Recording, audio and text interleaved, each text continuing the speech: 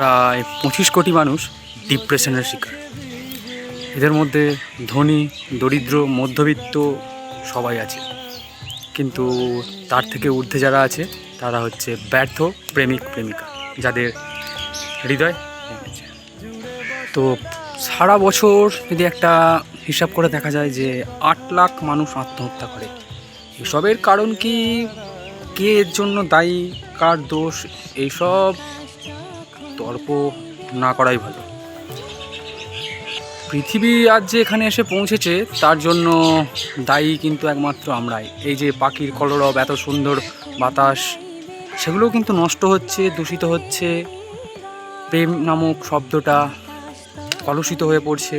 সব কিন্তু আমাদের জন্য, সব কিছুর পেছনে কিন্তু আছে আমাদের এই মনুষ্য জাতি।